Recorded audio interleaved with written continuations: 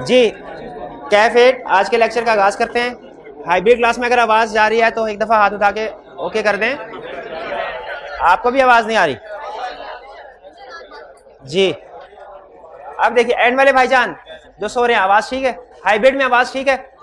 चलिए, ये हाइब्रिड वाले सोए हुए हैं।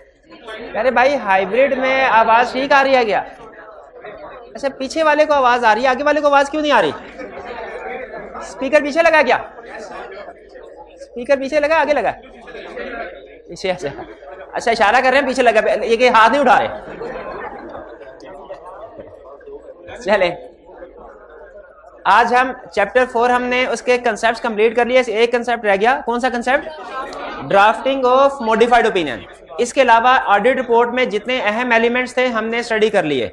हमने स्टडी कर लिया ऑडिट रिपोर्ट कैसी होती है, उसके अंदर पैराग्राफ कौन कौन से होते हैं, और उसमें जो अहम पैराग्राफ हैं उनके बारे में हमने स्टडी किया कि ये पैराग्राफ किन सिचुएशंस में आते हैं और कैसे प्रेजेंट किए जाते हैं। जैसे हमने सीखा कि अनमॉडिफाइड ओपिनियन कैसे प्रेजेंट किया जाता है, याद है ना आपको?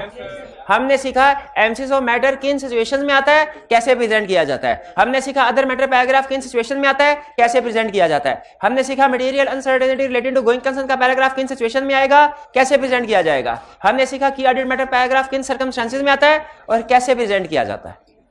क्या ये सारे कंसेप्ट्स आपको क्लियर है? इसकी प्रैक्टिस भी कर रहे हैं? अच्छा, आपको असाइनमेंट दे दी तकरीबन, अब तो सारी वॉल्यूम 2 ही आपके सिलेबस में शामिल है, और फिर इसके साथ जो आपको असाइनमेंट दी है उसमें, और आपको क्या क्वेश्चंस की डिस्कशन भी मिल गई मैसेज, जिसमें क्वेश्चन नंबर और उसकी डिस्कशन का लिंक दिया गया है, ताकि जैसे ही आपको ये क्वेश्चन करें फौरन बाद उसकी डिस्कशन देख लें कि इसमें हमने एग्जामिनर की रिक्वायरमेंट के मुताबिक इसको अटेम्प्ट किया या कोई कमी बेशी है।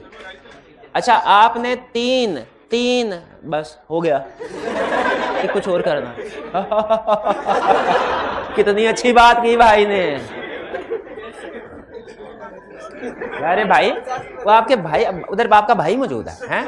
किस जगह पे रिकॉर्ड हुए इसको छोड़े, किसने रिकॉर्ड करवाया इसके ऊपर फोकस करें, ठीक है? और इसको भी छोड़े, उसमें कहा क्या जा रहा है इसके ऊपर फोकस करें।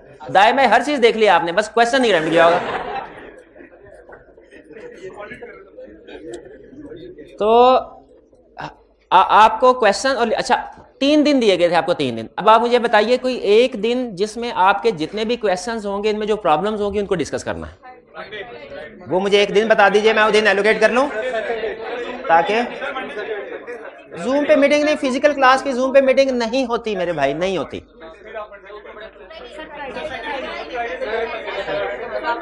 चलिए फ्राइडे का दिन रख लेते हैं, फ्राइडे, ठीक है। चलिए, तो आपने इंश्योर करना है कि फ्राइडे तक आपकी सारी होम असाइनमेंट कंप्लीट हो जाए, वरना इसके बाद फिर डिस्कशन का टाइम नहीं मिलेगा।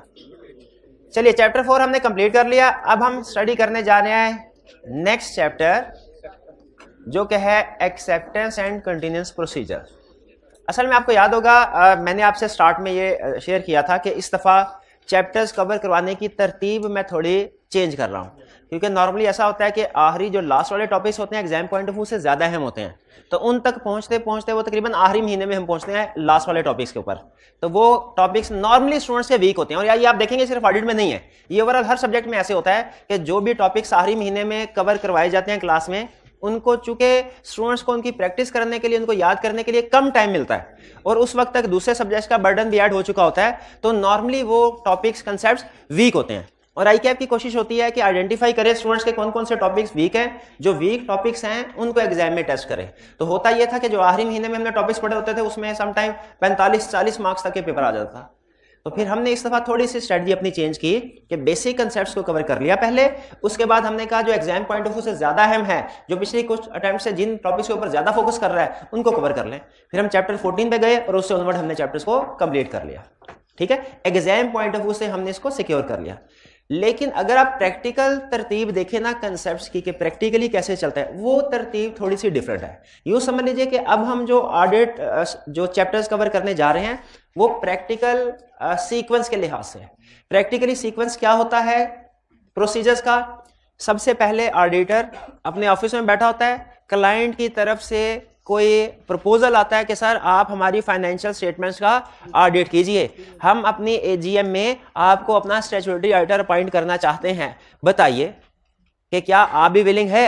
जो ऑडिट फर्म है वो वैल्यूएट करती है क्या हमें इस क्लाइंट को एक्सेप्ट करना चाहिए कि नहीं करना चाहिए। इस इवैल्यूएशन को कहते हैं एक्सेप्टेंस एंड कंटीन्यूअस प्रोसीजर। ये इवैल्यूएशन बहुत अहम है। ऑडिट रिस्क को प्रैक्टिकली, थ्योरेटिकली नहीं, किताबों में कुछ और लिखा है, लेकिन प्रैक्टिकली जो हमने सीखा है सीनियर से पार्टनर से, वो ये सीखा है कि ऑडिट रिस्क को कम करने का बेहतरीन तरीका ये है कि ऐसे क्लाइंट को ही एक्सेप्ट ना किया जाए जो हाई रिस्क क्लाइंट है, जिसमें प्रॉब्लम होने का खतरा है। तो आप पहली स्टेज के ऊपर भी ऐसा क्लाइंट जिसमें आपको लग रहा है कि इसमें रिस्क ज्यादा होगा, प्रोसीजर ज्यादा परफॉर्म करना पड़ेंगे, मैनेजमेंट इंटेग्रिटी डाउटफुल हो सकती है, तो बजाय ये कि बाद में मसले मसाइल के साथ आप हैंडल कर रहे हो, आप पहले ही मसले मसाइल से जान छुड़ा लें, ऐसे क्लाइंट को एक्सेप्ट ही ना करें। तो याद रखिए हमारा एक्सेप्टेंस एंड कंटिन्यूअस फेज जो है ये इंतहाई अहम फेज है, और हर प्रोफेशन में ये प्रोसीजर परफॉर्म नहीं किए जाते, ये फेज जो है इसको एग्जीक्यूट नहीं किया जाता। आप देखेंगे बहुत सी, तकरीबन हर कमर्शियल ऑर्गेनाइजेशन की कोशिश यही होती है कि कस्टमर आया ना मेरे पास, वो जैसा कस्टमर है, झूठा है, सच्चा है, ईमानदार है, रिश्वत खाता है, जो मर्जी करता है, मैं इसको सेल कर दूं, अपना जो भी या सर्विसेज है वो प्रोवाइड कर दूं।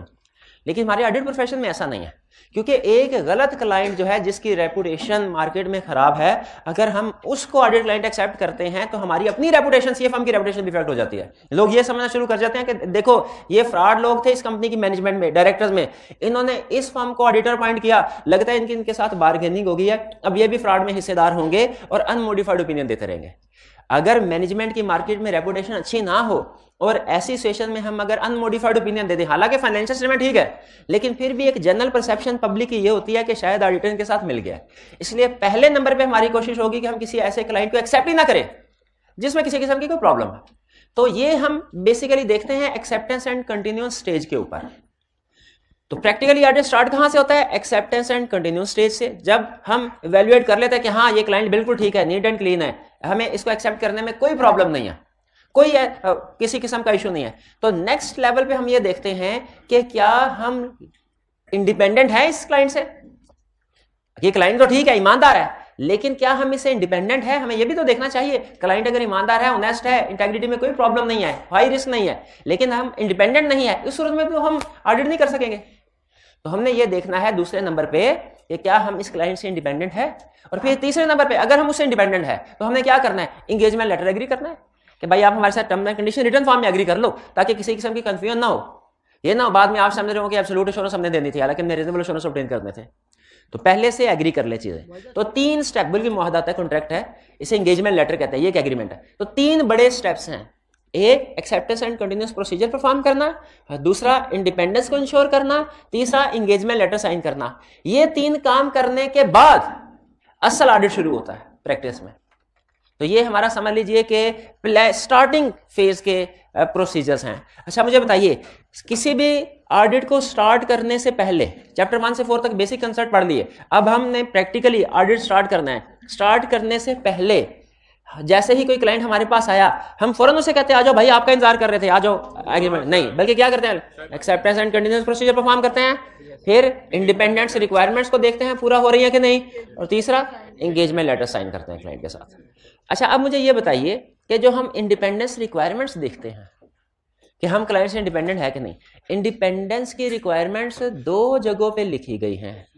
एक कंपनीज एक्ट में जिसे हम कहते हैं लीगल रिक्वायरमेंट्स, और दूसरा कोड ऑफ एथिक्स में जिसे कहते हैं एथिकल रिक्वायरमेंट्स।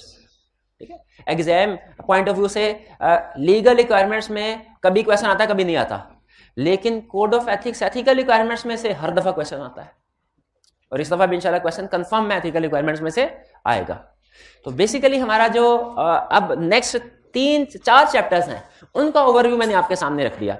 ये जो एक्सेप्टेंस एंड कंटिन्यूअस प्रोसीजर है, इसके बारे में स्टडी करेंगे हम चैप्टर 5 में, किसमें क्या काम किए जाते हैं। ये जो इंडिपेंडेंस को इंश्योर करना है, इसमें आगे 2 फर्दर पॉइंट्स हैं। एक है legal requirements relating to independence, और एक है ethical requirements relating to independence. Legal requirements का अलग चैप्टर है, चैप्टर 6, जिसमें हम देखेंगे कि कंपनीज एक्ट क्या कहता है ऑडिटर के बारे में। एथिकल रिक्वायरमेंट्स का अलग चैप्टर है, चैप्टर 7, जिसमें हम सीखेंगे कि कोड ऑफ एथिक्स क्या कहता है ऑडिटर की इंडिपेंडेंस के हवाले से। और फिर उसके बाद चैप्टर 8 किस चीज के ऊपर होगा? एंगेजमेंट लेटर के ऊपर। शाबाश, ठीक है। और एंगेजमेंट लेटर साइन होने के बाद अब हम ऑफिशियली क्लाइंट के ऑडिटर अपॉइंट हो गए, और अब हमने इसके बाद जो भी रिस्क असेसमेंट प्रोसीजर परफॉर्म करने हैं वो करेंगे, जो भी टेस्ट ऑफ कंट्रोल परफॉर्म करने हैं वो करेंगे, जो भी सब्सटेंटिव प्रोसीजर परफॉर्म करने हैं वो करेंगे। तो क्लियर हो गया पूरा थीम के अगले 4 चैप्टर्स में क्या डिस्कस करने जा रहे हैं हम। चलिए अब स्टार्ट करते हैं हम चैप्टर 5 से। चैप्टर 5 एक छोटा सा चैप्टर है लेकिन कंसेप्चुअली अहम है, क्योंकि यहीं से हमने डिसीजन करना है कि किसी क्लाइंट को एक्सेप्ट किया जाए कि ना किया जाए। चैप्टर 5 में जितने भी कंसेप्ट डिस्कस हुए हैं उनका बेसिक ऑब्जेक्टिव सिर्फ एक है, क्या? इवेल्युएट करना है कि हमने इस क्लाइंट को जो हम ऑडिट कराना चाहते हैं इसको एज ऑडिट क्लाइंट एक्सेप्ट करना है कि नहीं करना। ठीक, तो हमें सिखाएगा कि आपने किन किन चीजों को कंसीडर करना है, किन किन चीजों को सामने रख के डिसीजन करना है, कब आप किसी क्लाइंट को एक्सेप्ट कर सकते हैं, कब नहीं कर सकते। छोटे मोटे इश्यूज हर क्लाइंट में होते हैं, उनको कोई प्रॉब्लम नहीं है। कोई बड़ा इशू हो तो उस सिचुएशन में आपने क्या करना है, ये हम इस चैप्टर में सीखेंगे। बेसिकली चैप्टर ये 2 बड़े कंसेप्ट डिस्कस करता है। पहला acceptance and continuous procedures and related threats.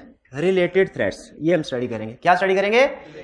Acceptance and continuous procedure. अच्छा, ये एक्सेप्टेंस एंड कंटिन्यूअस नॉर्मली हम एक फ्रेज के तौर पे यूज करते हैं।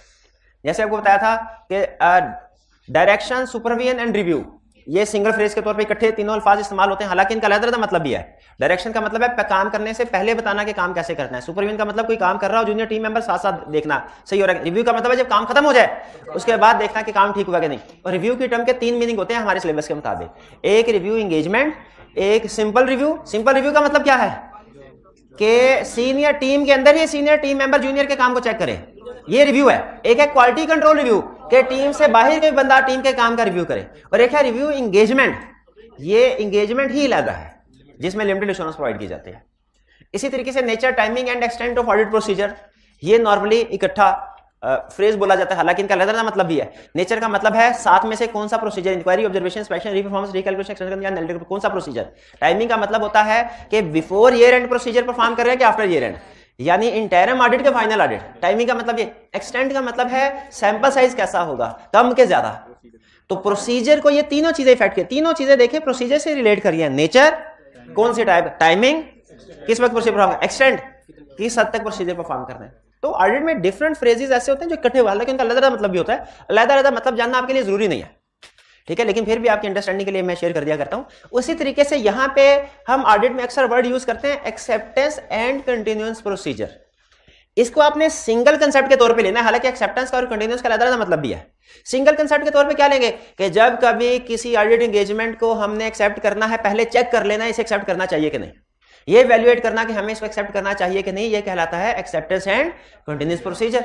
इसके जवाब में अगर इस सारे प्रोसीजर परफॉर्म करने के बाद या तो यस होगा या नो होगा, नो होगा कहानी यहीं खत्म, यस होगा तो कहानी आगे चलेगी नेक्स्ट चैप्टर की तरफ। इसमें लफ्ज एक्सेप्टेंस का मतलब है कि आप फर्स्ट टाइम इनिशियल ऑडिट कर रहे हैं, और कंटिन्यूअस का मतलब यह है कि पिछले साल भी आपने ऑडिट किया है, अगले साल दोबारा आप ऑडिट करने जा रहे हैं। इस कंटिन्यूअस के लफ्ज से बड़ा अजीब कंसेप्ट हमारे सामने आता है। अगर पिछले साल हमने क्लाइंट को एक्सेप्ट किया और देख लिया उसमें मैनेजमेंट की इंटेग्रिटी में कोई इशू नहीं है, ओनर्स भी ठीक है, कोई प्रॉब्लम नहीं है, क्या हमें अगले साल जब उसके लिए रीअपॉइंट हुए हैं, हम नेक्स्ट ईयर के लिए ऑडिटर रीअपॉइंट, क्या दोबारा ये प्रोसीजर परफॉर्म करने चाहिए? ये वो कह रहे हैं एक्सेप्टेंस के लिए भी करेंगे, कंटिन्यूअस के लिए भी करेंगे, क्योंकि हो सकता है साल गुजरने के दौरान में कुछ चेंजेस आ जाए, हो सकता है मैनेजमेंट चेंज हो जाए, हो सकता है मैनेजमेंट की इंटेंशन चेंज हो जाए, पहले ऑनेस्ट या ऑनेस्ट नहीं रही, ऐसे भी तो हो सकता है। तो इसीलिए ऑडिटिंग स्टैंडर्ड हमें ये कहते हैं कि आपने हर साल रीअसेस करना है इस डिसीजन को कि क्या हमें इस ऑडिट क्लाइंट को ऑडिट करने के लिए एक्सेप्ट करना चाहिए कि नहीं करना चाहिए। ऐसा नहीं होना चाहिए कि हर जो भी एडमिशन लेने के लिए आया स्टूडेंट बस ये देखा भाई फीस दे सकते हो, आ जाओ एडमिशन ले लो, तुम्हारे लिए बैठे हैं। वो हर स्टूडेंट जो सीरियस है वो भी, जो नॉन सीरियस है वो भी, जिसने पढ़ना है वो भी, और जिसने दूसरों को पढ़ने से रोकना है वो भी एडमिशन लेके बैठा होता है। पढ़ने वाला, ना पढ़ने वाला, शरारतें करने, सारे ऐसे होता है ना। हालांकि अगर आप सोचें, अगर ऐसा हो एडमिशन स्टेज, बजाय ये कि क्लास में हम कंट्रोल कर रहे हो कि ना डिस्टर्ब किया कर, ना बोला कर, असाइनमेंट करके आया कर, क्लास में ये हम कंट्रोल कर, इससे ज्यादा बेहतर है कि एडमिशन स्टेज पे ही रिफ्यूज करते हैं। जाओ भाई, पहले तुम्हें 3 अटेम्प्ट्स दे चुके हो, 4 अटेम्प्ट्स दे चुके हो, अब तुम आके क्या तंग करोगे, जाओ जितना पढ़ाना था हमने पढ़ा दिया घर बैठ। या कोई और क्राइटेरिया भी हो सकता है, कोई और क्राइटेरिया भी हो सकता है उसका दोस्त बता दे सर ये पिछले कॉलेज से निकाला गया था, ठीक है, इसीलिए इधर आया। तो अगर ऐसा हो जाए तो अनफॉर्चुनेटली या फॉर्चुनेटली ऐसा नहीं होता, लेकिन अगर ऐसा हो जाए तो पहली स्टेज पे ही फिल्टर लग जाए। हाँ बिल्कुल, तो पढ़ने वाले तो कोई बात है। अच्छा आगे चलें। तो प्रीलिमिनरी, तो ये है एक्सेप्टेंस एंड कंटिन्यूअस प्रोसीजर। फिर हम सीखेंगे, असल में एक्सेप्टेंस एंड कंटिन्यूअस प्रोसीजर में हम बहुत से सोर्सेज से एविडेंस लेते हैं। लेकिन जो बेहतरीन सोर्स ऑफ एविडेंस होता है ना इस स्टेज पे, वो होता है प्रीडिसेसर राइटर। समझ किसको कहते हैं? प्रीवियस ऑडिटर को, जिसने पिछले साल की फाइनेंशियल स्टेटमेंट्स का ऑडिट किया होता है, उसको हम कम्युनिकेट करते हैं। और याद रखें, ऑडिटर्स आपस में कंपेटिटर नहीं है, चार्टर्ड अकाउंटेंट्स आपस में कंपेटिटर्स नहीं, बल्कि एक फैमिली की तरह काम करते हैं। उन्हें करना चाहिए। तो इसीलिए आपने हैरान नहीं होना कि प्रीडिसेसर ऑडिटर तो उससे हम क्यों पूछ रहे हैं, वो तो यही चाहेगा कि हम क्लाइंट को एक्सेप्ट ना करें, ठीक है, या उसे क्लाइंट पे गुस्सा होगा। नहीं, चार्टर्ड अकाउंटेंट्स हमेशा जब कभी कोई स्टेटमेंट देते हैं न्यूट्रल होते हैं, बायस होकर स्टेटमेंट नहीं देते। बहरहाल अब चलते हैं एक्सेप्टेंस एंड कंटिन्यूअस प्रोसीजर की तरफ। लेकिन मैं एक्सेप्टेंस एंड कंटिन्यूअस प्रोसीजर से पहले आपके साथ शेयर करना चाहता हूं ब्रॉड लेवल पे कि एक टर्म है प्रिलिमिनरी एंगेजमेंट एक्टिविटी। अच्छा, 3 टर्म्स मैं बोलूंगा, अभी सिर्फ एक टर्म समझाऊंगा, बाकी बाद में, लेकिन तीनों टर्म्स आपके सामने अभी रख रहा हूं ताकि आपको यह पता चल जाए कि तीनों में फर्क है। एक है प्रिलिमिनरी एंगेजमेंट एक्टिविटीज, एक है प्री कंडीशन और एक है प्लानिंग एक्टिविटीज। तीनों पी से शुरू होती हैं, इसीलिए स्टूडेंट कंफ्यूज हो जाते हैं। Preliminary engagement activities, pre conditions और एक प्लानिंग, ठीक है। तो आज हम स्टडी करने जा रहे हैं पहला कंसेप्ट प्रिलिमिनरी एंगेजमेंट एक्टिविटीज। ये प्रिलिमिनरी एंगेजमेंट एक्टिविटीज ऐसी एक्टिविटीज हैं जो कि एक्चुअली ऑडिट के एक्चुअल प्रोसीजर परफॉर्म करने से पहले परफॉर्म की जाती है। यानी अभी ऑडिटर नहीं है, क्लाइंट नहीं है, अभी तो सिर्फ बातचीत चल रही है। इस स्टेज पे जो एक्टिविटीज परफॉर्म की जाती है उन्हें क्या कहते हैं? Preliminary engagement activities. अच्छा, आप मुझे बता सकते हैं ऑफिशियली ऑडिटर कब ऑडिटर बनता है और क्लाइंट कब क्लाइंट होता है? जिस वक्त में एंगेजमेंट लेटर के ऊपर दोनों पार्टीज ने साइन की है, उस मिनट से पहले वो कुछ भी नहीं है। उस मिनट के बाद एक प्रोफेशनल रिलेशनशिप उनमें बन गया, जिसमें एक ऑडिटर है और दूसरा क्लाइंट। क्लाइंट से मुराद हम ये लेते हैं, लफ्ज क्लाइंट को बात कुछ स्टूडेंट कंफ्यूज कर जाते हैं। क्लाइंट से मुराद है कि वो कंपनी जिसका हमने ऑडिट करना है, जिसकी फाइनेंशियल स्टेटमेंट्स का ऑडिट करना है। और नॉर्मली मैनेजमेंट के तौर पे भी हम ये टर्म यूज करते हैं। जैसे जब हम प्रैक्टिकली ऑडिट करने के लिए जाते थे ना, तो हम एक दूसरे के साथ ऐसे नहीं कहते थे वो मैनेजमेंट ने ये इन्फॉर्मेशन अभी तक नहीं दी, सर मैनेजमेंट ये कह रही है कि आपको इन्फॉर्मेशन नेक्स्ट वीक, ऐसे मिलकर क्या कहते थे? सर क्लाइंट कह रहा है कि नेक्स्ट वीक में इन्फॉर्मेशन मिलेगी। तो क्लाइंट से मुराद कंपनी और उसके अंदर जो भी ऑफिशियल्स काम कर रहे हैं वो मुराद है। तो क्लाइंट जहां कहीं वर्ड यूज हो, आप इससे मुराद मैनेजमेंट ले सकते हैं। तो जब एंगेजमेंट लेटर पे साइन होता है, फिर दोनों के दरमियान में ऑफिशियली अपॉइंटमेंट होती है। एंगेजमेंट लेटर से पहले ऑडिटर कुछ प्रोसीजर, साइन करने से पहले ऑडिटर कुछ प्रोसीजर परफॉर्म करता है, लेकिन याद रखें उन प्रोसीजर्स को हम ऑडिट प्रोसीजर्स नहीं कहते, उन प्रोसीजर्स को एक्सेप्टेंस एंड कंटिन्यूअस प्रोसीजर कहते हैं। अब यहां पे आपको हैरान होना चाहिए था, सर आपने तो ये कहा हुआ है ऑडिटर के टोटल प्रोसीजर बाय पर्पस 3 तरह के होते हैं, risk assessment procedure, test of control, substantive procedure. ये acceptance and continuous procedure type कहां से आ गई? ये बेसिकली ऑडिट प्रोसीजर ने, क्यों? क्योंकि जिस वक्त ऑडिटर ये प्रोसीजर परफॉर्म कर रहा था ना, उस वक्त टेक्निकली वो ऑडिटर होता ही नहीं है, ऑडिटर होता ही नहीं है, वो तो सिंपल एक प्रोफेशनल है। तो इसीलिए एक्सेप्टेंस एंड कंटिन्यूअस प्रोसीजर को हम ऑडिट प्रोसीजर की डेफिनेशन में नहीं लेते।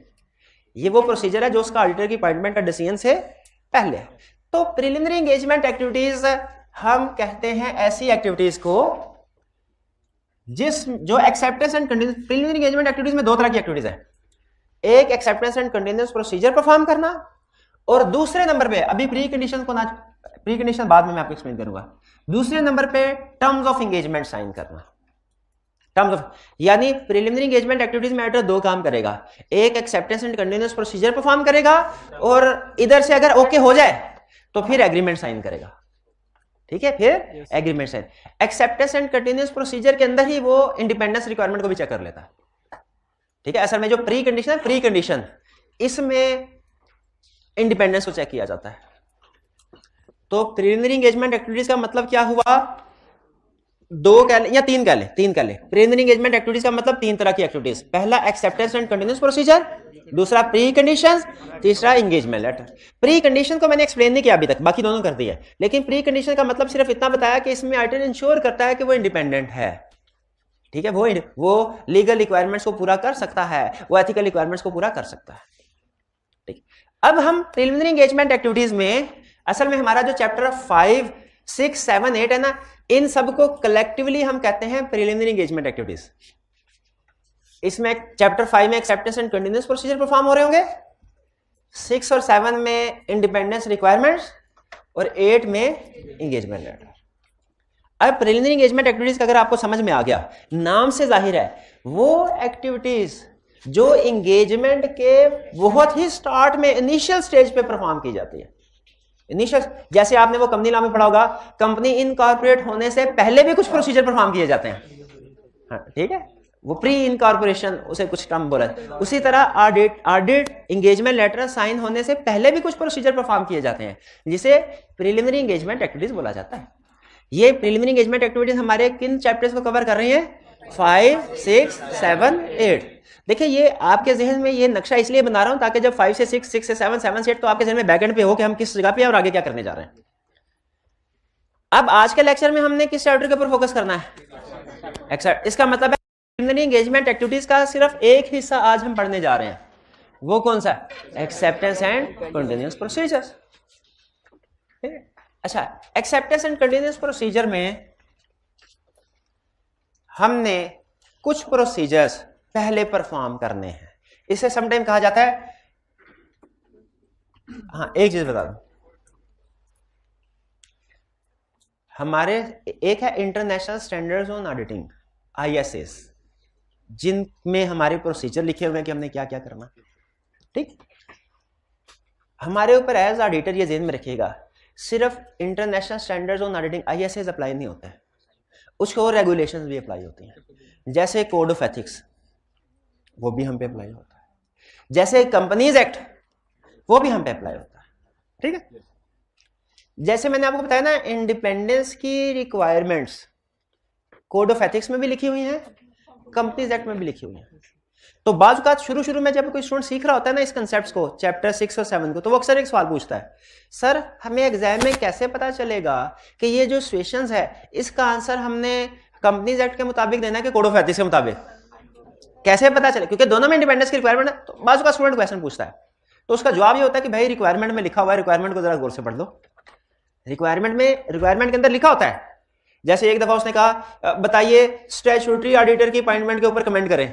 स्टूडेंट कहने लगा, सर इसको कोड ऑफ एथिक्स के मुताबिक आंसर करना है कि कंपनीज एक्ट के मुताबिक? कंपनीज एक्ट के मुताबिक।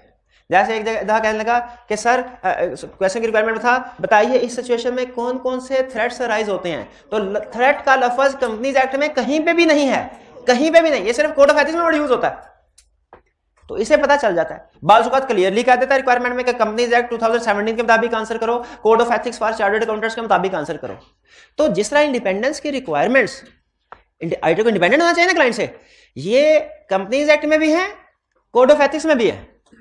उसी तरह एक्सेप्टेंस से रिलेटेड प्रोसीजर्स ये ISAs में भी हैं, कोड ऑफ एथिक्स में भी है, कोड ऑफ एथिक्स में भी है। ISAs क्या कहते हैं? अब ISAs का तरीकाकार होता है सीधा, भाई ये काम करो, ये काम करो, ये काम करो, ये काम करो। कोड ऑफ एथिक्स का तरीकाकार होता है सिस्टमैटिक।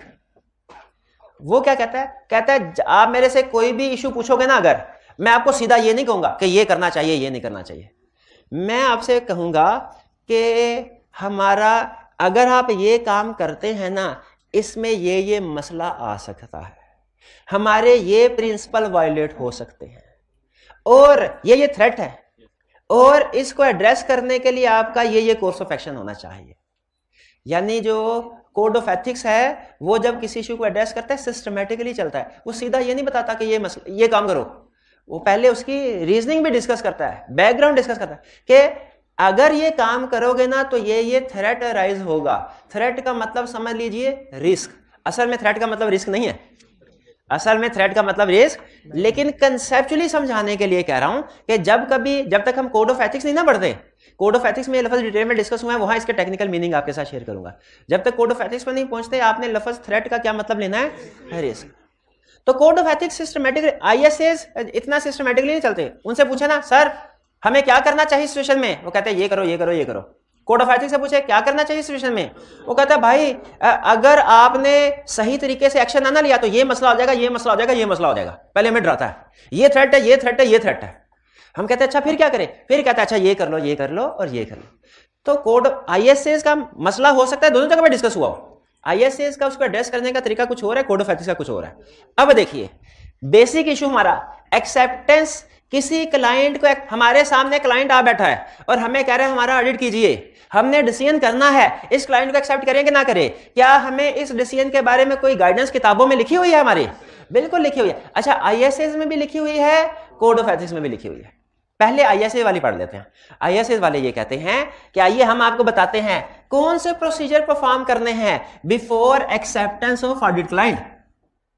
इसको ये भी कहता है कौन से procedure to be perform before acceptance of client, और ये भी कहता है matters to be considered before acceptance of client. दोनों का मतलब एक ही है।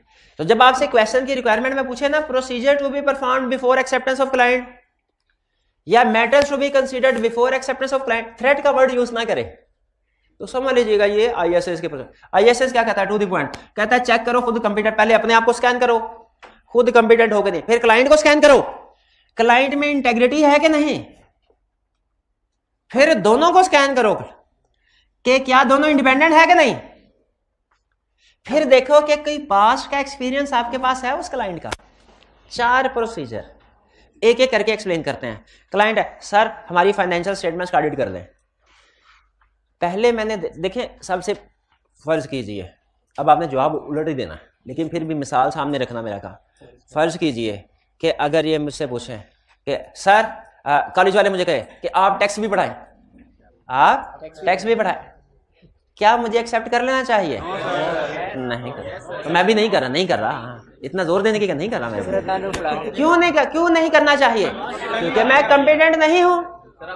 कॉम्पिटेंट नहीं हूं, मेरे पास एक्सपीरियंस नहीं है। इससे पहले और सबसे अहम चीज, मैंने अपने रिसोर्सेज भी देखने हैं। एक जगह पे क्वेश्चन उसने पूछा कि एक केस स्टडी में उसने कहा आपके पास एक बैंक आया और उसने कहा हमारी फाइनेंशियल स्टेटमेंट ऑडिट कीजिए। बैंक्स नॉर्मली रिस्की होते हैं आम क्लाइंट की निस्बत, और आपने इससे पहले कभी बैंक का ऑडिट नहीं किया। बताइए क्या आप इस क्लाइंट को एक्सेप्ट कर लेना चाहिए? जिन स्टूडेंट ने इसका जवाब नहीं लिखा उन्होंने गलत किया। ऑडिटिंग स्टैंडर्ड क्या कहता है? ऑडिटिंग स्टैंडर्ड कहता है पहले आप देखिए आप कंपिटेंट है कि नहीं। कंपिटेंस का मतलब क्या है? आपके पास नॉलेज है कि नहीं, एक्सपीरियंस है कि नहीं, स्किल रिसोर्सेज है कि नहीं, और टाइम है कि नहीं। देखिए अगर आपने कभी इंश्योरेंस कंपनी का ऑडिट नहीं किया, बैंक का ऑडिट नहीं किया, म्यूचुअल फंड का ऑडिट नहीं भी किया, कभी ना कभी तो पहली दफा करेंगे, कभी ना कभी तो स्टैंडर्ड ये कहता है अगर आप देखें अगर आपके पास एज ऑन स्किल्स रिसोर्सेज हैं तो ठीक है आप उसको एक्सेप्ट कर ले। लेकिन आज के दिन में अगर आपके पास स्किल रिसोर्सेज नहीं भी है, आप वैल्यूएट कीजिए कि आपके पास सफिशिएंट टाइम फ्यूचर में अवेलेबल होगा कि आप अंडरस्टैंडिंग ऑफ बिजनेस ऑब्टेन कर सकें, क्योंकि फर्स्ट टाइम क्लाइंट के लिए अंडरस्टैंडिंग ऑफ बिजनेस ऑब्टेन करने में टाइम ज्यादा लगता है। अगर आपके पास टाइम अवेलेबल है तो फिर आप उस क्लाइंट को एक्सेप्ट कर सकते हैं, वरना नहीं। जैसे अगर प्रिंसिपल साहब मुझे कहें भाई आपने टैक्स पढ़ाना है तो, और मुझे कहें भाई कल से पढ़ाना शुरू कर दें, एज चार्टर्ड अकाउंटेंट मुझे क्या कहना चाहिए? सर मैं नहीं पढ़ा सकता, क्यों? मेरे पास कॉन्फिडेंस लेवल नहीं है। तो वो कहेंगे अच्छा जो टैक्स के मशहूर सर अदनान रऊफ है उन्होंने भी तो कभी ना कभी पहली दफा टैक्स पढ़ाया होगा, कैरी दैट। तो मैं कहूंगा सर उन्होंने पहली दफा भी पढ़ाने से पहले तैयारी की होगी, उन्होंने कोई 4, 5, 6 महीने एक सेशन की तैयारी की होगी, फिर उसके बाद एक सेशन का आप सफिशिएंट टाइम मुझे भी दे दें तो मैं इस एंगेजमेंट को एक्सेप्ट करने के लिए तैयार हूं। फर्स्ट टाइम क्लाइंट आया, क्लाइंट फर्स्ट टाइम आ रहा है और ये कह रहा है कि ये रेंट खत्म होने के 15 दिन के अंदर रिपोर्ट चाहिए, एक्सेप्ट कर लेना चाहिए? क्यों नहीं करना चाहिए? टाइम नहीं है हमारे पास, सफिशिएंट टाइम चाहिए हमें, ठीक है। नॉलेज भी नहीं है, अगर नहीं भी है तो कम से कम सफिशिएंट टाइम क्लाइंट के साथ एग्री करना चाहिए, डेडलाइन। यूएसए का केस था, उनकी एक सेक्टर के 5वीं बड़ी कंपनी थी, उनकी एक सेक्टर की 5वीं बड़ी कंपनी भी ना मेरा ख्याल है पाकिस्तान की सबसे बड़ी कंपनी से बड़ी होगी, भारत तो 5वीं बड़ी कंपनी थी। और उसका जो ऑडिट फर्म में लोग थे ना, ऑडिट फर्म में वो 3 थे, 3 लोगों की टीम ने उस पूरे क्लाइंट का ऑडिट किया और उनकी ब्रांचेस ही पूरे उनके अमेरिका में फैली हुई थी। अब आप इमेजिन कर सकते हैं कि क्या ये 3 लोग जो है ये sufficient appropriate audit evidence obtain कर सकते हैं? और इन 3 में से भी एक टाइपिस्ट था, उसका काम सिर्फ ये था टाइपिंग वगैरह करना, लेटर वगैरह, उसको ऑडिट का नॉलेज नहीं था। और जो पार्टनर था उसकी उम्र 70+ थी और एक कोई 30 ईयर्स के करीब का। बताइए क्या अच्छा जब उस क्लाइंट में मसले मसाइल सामने आए, जब उधर का जो आई कैप था उसने क्वालिटी कंट्रोल रिव्यू शुरू किया तो उससे पूछा कि भाई तूने क्यों नहीं ये प्रोसीजर इन्वेंटरी काउंट क्यों नहीं कर सके तुम? ये तो उनके क्लाइंट के 150 वेयर हाउस है, तुमने 3 वेयर हाउस का स्टॉक काउंट करके आ गए हो सिर्फ। ये सफिशिएंट एप्रोप्रिएट ऑडिट एविडेंस थोड़ी है, इसको तो सैम्पलिंग भी नहीं कह सकते, ये तो सैम्पलिंग की भी तो हीन है। तो कहने लगा सर जी देखें इस उम्र में इतना काम ही हो सकता है, मैंने बड़ी मेहनत की है, जितनी को मेहनत हो सकती थी, लेकिन फिर भी उससे कितनी को मेहनत हो सकती थी, जितनी हो सकती थी उसने उतनी मेहनत कर ली। अब मुझे बताइए क्या बाद में रिव्यू स्टेज पर उसका ये आर्गुमेंट एक्सेप्ट करना चाहिए कि उसके पास रिसोर्सेज नहीं थे, उसके पास टीम नहीं थी, उधर क्या कैब ने उसको एक लगे, उसने कहा ये एक्सेप्टेंस के वक्त देखना था कि क्लाइंट का बिजनेस कितना है, आपके पास रिसोर्सेज कितने हैं, बाद में ये एक्सक्यूज एक्सेप्टेबल नहीं। इसीलिए पहला लेसन हमें ये दे रहे हैं कि आपने जब कभी किसी क्लाइंट को एक्सेप्ट करना है, एक्सेप्ट करने से पहले देखना है कि आपके पास कॉन्फिडेंस लेवल है। कॉन्फिडेंस में रिसोर्सेज भी आ जाते हैं, टाइम भी आ जाते हैं, ह्यूमन रिसोर्स भी है, टेक्नोलॉजिकल रिसोर्स भी है। दूसरे नंबर पे देखो क्या क्लाइंट में इंटेग्रिटी है, क्लाइंट ईमानदार है। देखिए आपको पता है हमने प्रोसीजर परफॉर्म करने होते हैं to address risk of misstatement, और मिस स्टेटमेंट दो तरह की होती है, एरर और फ्रॉड।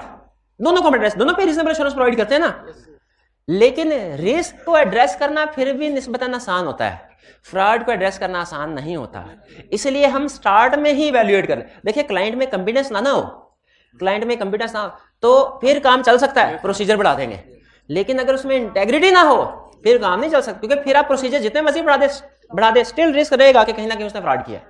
इसलिए ऑडिटिंग स्टैंडर्ड ने ये नहीं कहा, नोट कीजिए कि क्लाइंट में कॉन्फिडेंस देखो, कहते कॉन्फिडेंस नहीं ना कोई प्रॉब्लम नहीं। हमारे पास असिस्टेंट आते हैं ना, टीएस आते हैं, वो कहते हैं सर मुझे एक्सेल नहीं चलाने आते, मुझे कोई इतना ज्यादा जो है अकाउंटिंग मेरी स्ट्रांग नहीं है। हम कहते हैं कोई बात नहीं, हम इसलिए बैठे हैं। हमारी फर्म में कहा जाता था एक मतलब कुछ मुहावरे ऐसे होते हैं जो कहीं पे लिखे नहीं होते, सीनियर्स से हम सीखते हैं। वो कहते थे फर्म में अगर कोई आया ना आर्टिकल्स के लिए और उसे काम नहीं आता तो ये उसका कसूर नहीं है, ठीक है, ये उसका कसूर। लेकिन अगर वो फर्म से चला गया और उसे काम नहीं आता, ये फर्म का कसूर है, ये फर्म का सिखाने वाले का कसूर है। तो क्लाइंट में अगर कॉन्फिडेंस नहीं है ना, कोई प्रॉब्लम नहीं है, हम अपने प्रोसीजर बढ़ा के उसको डील कर सकते हैं। भाई फर्म का काम ही होता है ना सिखाना है, और किसने घर से सीख के थोड़ी आता है, ठीक है। तो फर्म का सिस्टम ऐसा होना चाहिए कि वो सीखे। तो हमारे पास जो टी अगर वो उसको काम नहीं आता, हम कहते हैं नो प्रॉब्लम, हम सिखा देंगे, इसलिए बैठे हैं। लेकिन अगर फर्ज कीजिए पता चले 3-4 टीए जगह पे बैठे थे, मैं वैसे नहीं मिसाल के तौर पे कह रहा हूं, और हर रोज कोई ना कोई किसी का मोबाइल गुम हो जाता है, ठीक है, और किसी का जायज कैश जो है वो अचानक पता चलता है ट्रांसफर हो गया किसी दूसरे के अकाउंट में, तो ये इस तरह के इश्यू जो होते हैं ना, ये कंप्रोमाइज नहीं किए जा सकते। एग्जैक्टली यही कह रहा है आपने ओनर्स की और डायरेक्टर्स की इंटेग्रिटी को देखना है। इंटेग्रिटी पे, कॉन्फिडेंस पे इशू एक्सेप्ट कर लो, कोई प्रॉब्लम नहीं, इंटेग्रिटी पे इशू है ना, ऐसे क्लाइंट को एक्सेप्ट नहीं करना। आपने सुना होगा man is known by the company he keeps, कि जिस तरह की आपके, उसी तरह जो ऑडिट फर्म है ना, ये अपने ऑडिट क्लाइंट से पहचानी जाती है। अगर उसके ऑडिट क्लाइंट्स में ऐसे लोग हैं जो कि इनमें इंटेग्रिटी नहीं है, जिनके मार्केट में रेपुटेशन खराब है, तो फिर ऐसी ऑडिट फर्म की रेपुटेशन भी डाउन हो जाती है। और अच्छी फर्म्स फिर इस तरह के ऑडिट फर्म से अपना ऑडिट नहीं करवाती, क्योंकि शेयर होल्डर कहते हैं कि जी हमने अच्छी फर्म से चाहते हैं कि आप ऑडिट करवाएं, हमें भी तसल्ली हो कि सही काम हुआ है। ऐसी फर्म के पास ना जाएं जिनके पास बारे में ऑलरेडी मशहूर है कि ये 10,000 में ऑडिट बोर्ड दे देते हैं, ठीक है, ऐसी फर्म से। तो इंटेग्रिटी के ऊपर फोकस है। इंटेग्रिटी क्लियर हो गया? इंटेग्रिटी किसकी? ओनर्स की, डायरेक्टर्स की। अब मुझे बताइए, अगर पता चले आपको कि ड्यूरिंग द ईयर नया डायरेक्टर आया, फाइनेंस डायरेक्टर, आपने पूछा सर बड़ी खुशी हुई, आप कैसे आपने ये फैसला किया अपने कैरियर को चेंज करने का? नॉर्मली तो लोग एक जगह पे अगर बैठ जाए तो उनकी कोशिश होती है इधर ही सारी उम्र गुजर जाए। तो डायरेक्टर ने कहा क्या बताऊं, मैं खुद नहीं आना चाहता था, बस उन्होंने निकाल दिया। हमने कहा जी उन्होंने क्यों निकाल दिया? डायरेक्टर ने कहा उन्होंने भी नहीं निकालना था, वो सिर्फ ये हुआ कि मैं चोरी कर रहा था, चोरी करता हुआ पकड़ा गया। अब मुझे बताइए, ये इंफॉर्मेशन सारी सुन के आपका रिस्क नो चेंज रिड्यूस हो गया कि इंक्रीज हो गया? इंक्रीज हो। कौन सा रिस्क है, एरर का कि फ्रॉड का? मैनेजमेंट इंटेग्रिटी डाउटफुल है, क्या पैसे क्लाइंट को एक्सेप्ट करेंगे? नहीं, बल्कि अगर एक्सेप्ट किया हो तो विड्रॉ कर देंगे, विड्रॉ कर देंगे, क्योंकि अब आपने सारे प्रोसीजर परफॉर्म कर भी दिए ना, फिर भी आपके जहन में ये बात रहेगी, शक रहेगा कि अगर उस कंपनी में फ्रॉड कर सकते हैं तो इस कंपनी में भी फ्रॉड कर सकता है। तो स्टैंडर्ड ने जोर किसके ऊपर दिया? इंटेग्रिटी के ऊपर। फिर इसके बाद उन्होंने कहा जब आप अपने आप, इसमें कॉन्फिडेंस में हम अपने आप को स्कैन कर रहे हैं, इंटेग्रिटी में क्लाइंट को, और फिर हमने देखना है कि क्या हम लीगल और एथिकल रिक्वायरमेंट्स को कंप्लाई कर सकते हैं। अब ये लीगल और एथिकल रिक्वायरमेंट्स दोनों पे अप्लाई हो रही होती हैं, क्लाइंट पे भी ऑडिटर पे भी। हम ज्यादातर रिक्वायरमेंट्स ऑडिटर के पॉइंट ऑफ व्यू से पढ़ेंगे, लेकिन ये दोनों पे अप्लाई हो रही होती हैं। ये डिटेल में सीखेंगे, इनके ऊपर पूरा चैप्टर है अलग, इसलिए मैं इनके ऊपर ज्यादा डिस्कशन नहीं कर रहा। ये हमारा चैप्टर 6 होगा, लीगल रिक्वायरमेंट्स, और एथिकल रिक्वायरमेंट्स 7 है। दोनों अहम है, क्वेश्चन दोनों में आ सकता है, लेकिन रिसेंटली उसका फोकस किस एरिया के ऊपर वाला? एथिक्स के ऊपर। और फिर क्या हमें देखना चाहिए कि प्रीवियस एंगेजमेंट में कोई सिग्निफिकेंट मैटर अगर अराइज हुआ हो, उसको भी एक्सेप्टेंस के डिसीजन में हमें कंसीडर करना चाहिए, हमें जी। हमें पता चला कि हमारा जो क्लाइंट है उसमें हमने लिटिगेशन सर्विसेज भी, फर्म आपको पता है नॉन इंश्योरेंस सर्विसेज भी प्रोवाइड करती है। तो उस डायरेक्टर के खिलाफ कोई मनी लॉन्ड्रिंग का केस था जो हमारी फर्म लड़ रही थी। अब उसमें कुछ ऐसा एविडेंस भी आया जिसमें लग रहा था कि डायरेक्टर का कसूर है, लेकिन अदालत ने बेनिफिट ऑफ डाउट देते हुए सजा नहीं दी, लेकिन हमें अंदाजा हो गया कि मनी लॉन्ड्रिंग में इन्वॉल्व है। अब 2 साल बाद वो डायरेक्टर आके कहता है, सर आपने हमें बहुत अच्छी लिटिगेशन सर्विसेज प्रोवाइड की थी, अब ऐसा कीजिए कि आप हमारा ऑडिट भी कर दें। क्या हमें उस क्लाइंट का एक्सेप्ट कर लेना चाहिए एज ऑडिट क्लाइंट? क्या जो 2 साल पहले 1 साल पहले हमने एंगेजमेंट परफॉर्म की वहां से जो इंफॉर्मेशन मिली उसे आज के एक्सेप्टेंस डिसीजन में कंसीडर करना चाहिए? यस करना चाहिए। यही आपको लास्ट पॉइंट में बता रहा है कि acceptance and conditions procedure perform करते हुए लाजमी नहीं कि आप सिर्फ इसी साल की इसी एंगेजमेंट की इंफॉर्मेशन लें, आपका प्रीवियस कोई पास्ट एक्सपीरियंस भी है ना उस क्लाइंट के साथ, उसको भी कंसीडर कर सकते हैं। और आपको याद होगा सिमिलर कंसेप्ट हमने एक्सपर्ट वाले में भी पढ़ा था कि एक्सपर्ट को जब वैल्यूएट करते हैं ना तो उसमें आपका जो पास्ट एक्सपीरियंस है अगर उसके साथ कोई, उसको भी कंसीडर करें, वो इंफॉर्मेशन। ये प्रोसीजर हमें कह रहा है स्टैंडर्ड ISAs। अब आते हैं सिमिलर, तकरीबन सिमिलर बात लेकिन एक डिफरेंट स्टाइल के साथ, कोड ऑफ एथिक्स कह रहा है। अब अगर कोड ऑफ एथिक्स का क्वेश्चन आपसे पूछेगा ना तो आपसे यूं कहेगा कि एक क्लाइंट आया, उसने क्लाइंट आपसे ऑडिट कराना चाह रहा है, आप उसको बताइए एक्सेप्ट करते वक्त किन चीजों का ध्यान रखेंगे और एक्सेप्ट करते वक्त कौन से थ्रेट अराइज होंगे और इन थ्रेट को एड्रेस करने के लिए क्या सेफगार्ड्स होंगे। ये जो टेक्निकल वर्ड्स है ना, थ्रेट क्या होंगे, सेफगार्ड क्या होंगे, ये कोड ऑफ एथिक्स के टिपिकल वर्ड्स हैं। थ्रेट्स का मतलब है कोड ऑफ एथिक्स हमें मसले का हल बताने से पहले ये बता रहा है अगर मसला हल ना किया तो ये हो जाएगा, ये हो जाएगा। डॉक्टर है ना, डॉक्टर उसके पास जाके मेडिसिन, डॉक्टर का ये लो भाई, ये 2 गोली सुबह 2 शाम, इसका असर कुछ हो रहा है। स्टैंडर्ड ये कहते हैं 2 गोली सुबह 2 शाम, ISAs ऐसे कहते हैं, कोड ऑफ एथिक्स ऐसे कहता है। इन्होंने पूछा डॉक्टर साहब दवाई, डॉक्टर साहब ने दवाई देने से पहले कहा भाई अगर ये पाबंदी से इस्तेमाल ना करोगे तो 2 महीने के अंदर अंदर तुम तो गए, हाँ तुम्हारे तो हाथ काटने पड़ जाएंगे। ये कोड ऑफ एथिक्स का स्टाइल, पहले थ्रेट बताता है अलर्ट होने के लिए, फिर कहता है लेकिन परेशान होने की जरूरत नहीं, तुम बिल्कुल ठीक जगह पे आए हो, बिल्कुल ठीक जगह पे आओ, बस ये 2 गोली सुबह, ये 2 गोली शाम। देखिए इसका इफेक्ट कुछ हो रहा है, ये तरीकाकार कुछ हो रहा है, ठीक है। कुछ डॉक्टर होते हैं ना इस तरह तसल्ली से बताते हैं, कुछ डॉक्टर कहते हैं भाई ये सुबह। तो कोड ऑफ एथिक्स हमें तसल्ली से बताता है कि ये मसला है ना, उसमें ये थ्रेट है, ये मार सकता है, लेकिन प्रॉब्लम की बात नहीं है, परेशान नहीं होना। क्यों? सेफगार्ड भी बता रहा हूं कि इनके ऊपर अमल करोगे तो थ्रेट तुम्हारे खत्म, परेशानियां खत्म। थ्रेट परेशानियां हैं, बुरी बात है, सेफगार्ड अच्छी चीजें हैं, अच्छी वजह। अब आगे चलते हैं। थ्रेट, मुझे बताइए एक्सेप्टेंस के वक्त अगर हम किसी क्लाइंट को एक्सेप्ट करते हैं, क्या एक्सेप्टेंस के वक्त कोई थ्रेट होते हैं? यस सर, 2 थ्रेट होते हैं। एक होता है threat to professional competence and due care, पूरा नाम professional competence and due care, in short competence, threat to competence. दूसरा है threat to integrity and professional behaviour, पूरा नाम integrity and professional behaviour, in short integrity.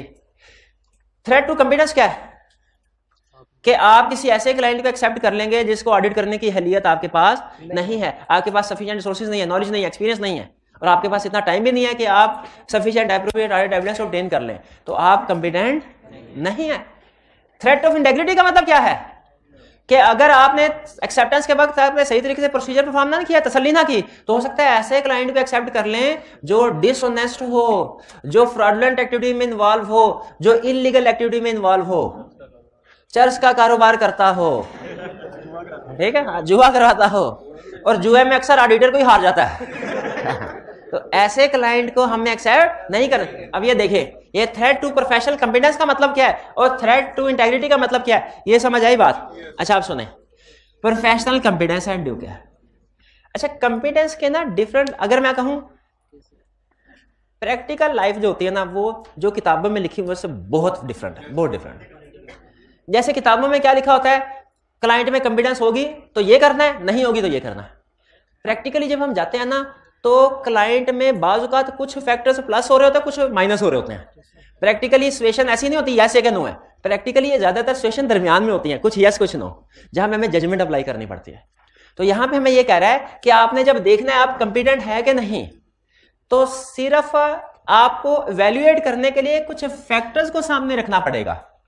In factors को आप consider करेंगे ये डिसाइड करने के लिए कि आप कंपिटेंट हैं कि नहीं। इनमें से में भी कुछ फैक्टर यस हो, कुछ फैक्टर नो हो, तो आपने एंड पे अल्टीमेट डिसीजन खुद करना है कि ज्यादा फैक्टर किस तरफ जा रहे हैं। लेकिन आपने देखना है क्या हम कंपिटेंट है कि नहीं इस क्लाइंट का ऑडिट करने के लिए। कैसे पता चलेगा कंपिटेंट है कि नहीं?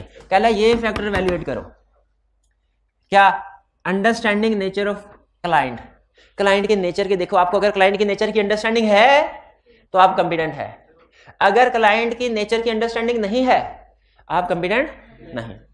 आप देखो आपके पास रेलिवेंट इंडस्ट्री का नॉलेज है, अगर रेलिवेंट इंडस्ट्री का नॉलेज है आप कंपिटेंट है, अगर रेलिवेंट इंडस्ट्री का नॉलेज नहीं है कंपिटेंट नहीं।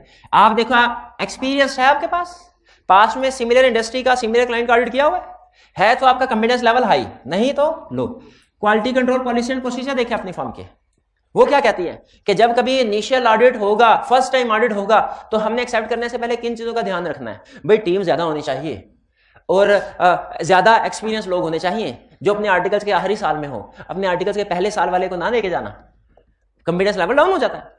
तो ये कुछ फैक्टर्स हमने कंसीडर करने हैं इवैल्यूएट करने के लिए। किसको इवैल्यूएट करने के लिए? अपनी कंपिटेंस को, अपनी कंपिटेंस को। इसी तरह क्लाइंट की इंटेग्रिटी को भी इवैल्यूएट करना है, क्लाइंट की इंटेग्रिटी को भी इवैल्यूएट करना है। ये कैसे पता चलेगा क्लाइंट में इंटेग्रिटी है कि नहीं? देखा जाएगा knowledge and understanding of management, देखा जाएगा क्या ऑडिटर को क्लाइंट के डायरेक्टर्स की, क्लाइंट के ओनर्स की अंडरस्टैंडिंग है, अंडरस्टैंडिंग है। देखिए पाकिस्तान कोई एक मतलब बड़ा कंट्री है कंपैरेटिवली, लेकिन इसमें इतने ज्यादा बिजनेसमैन एंटरप्रेन्योर्स नहीं है। तो यहाँ पे जो बड़े बड़े लोग हैं ना जो कि इंडस्ट्री को कंट्रोल कर रहे हैं वो चंद एक है, और नॉर्मली पता होता है कि कौन सी कंपनी को कौन सा ग्रुप कंट्रोल कर रहा है, उस ग्रुप में फैमिली मेंबर में कौन कौन लोग शामिल है, उनकी मार्केट में रेपुटेशन क्या है। लेकिन बाज़ औक़ात फॉरेन कंट्रीज में इसको बाकायदा सर्च करना पड़ता है, सर्च करना पड़ता है, वैल्यूएट करना पड़ता है। फिर इसके बाद client's commitment to address issue, देखा जाता है कि क्लाइंट की मार्केट में कैसी रेपुटेशन है, उसके सामने अगर इश्यूज आए तो वो कैसे एड्रेस करता है। क्या उसके सामने कोई चोरी चिकारी वाले केसेस आए तो इग्नोर कर देता है या उनके ऊपर एक्शन लिए जाते हैं? क्लियर? हमने क्या सीखा? हमने सीखा कोड ऑफ एथिक्स हमें क्या बताता है कि क्लाइंट को एक्सेप्ट करने से पहले क्या करना है, कंपिटेंस, उनकी इंटेग्रिटी। अगर नहीं करेंगे तो थ्रेट टू कंपिटेंस भी है, थ्रेट टू इंटेग्रिटी भी है।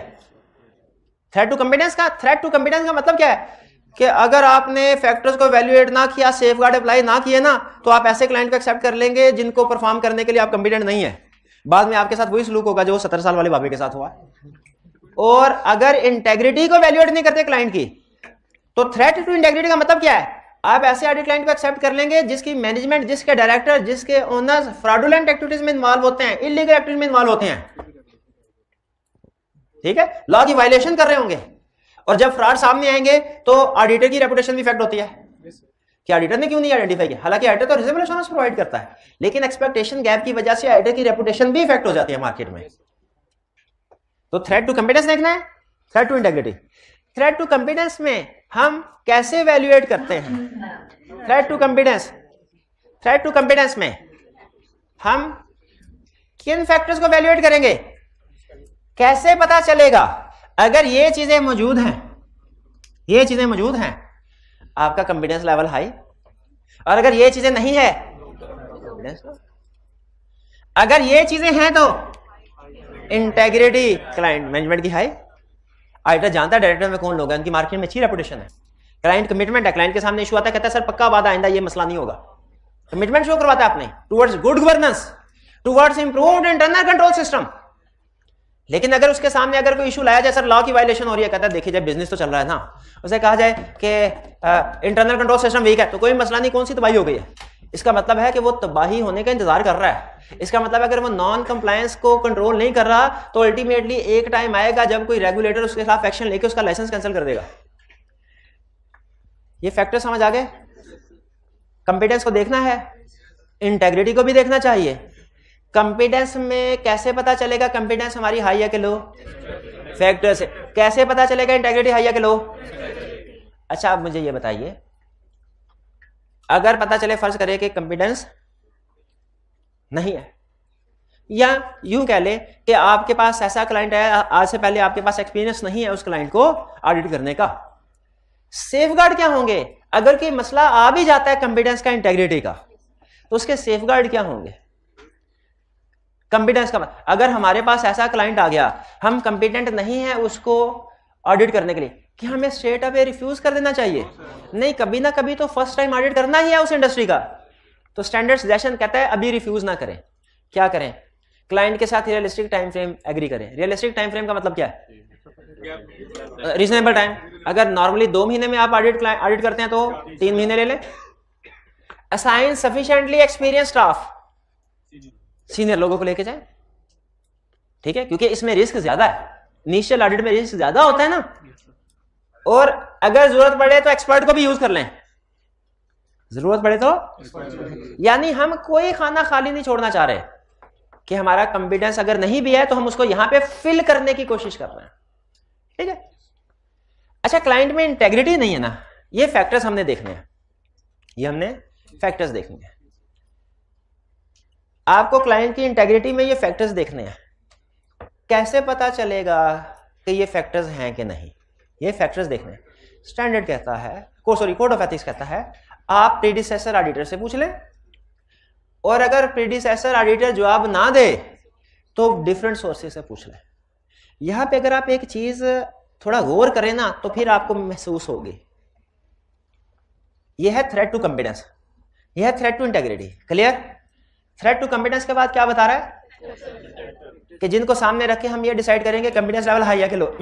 अगर कॉम्पिटेंस है फौरन एक्सेप्ट कर लें, अगर कॉम्पिटेंस में कोई कमी बेशी है सेफगार्ड ले। क्लियर?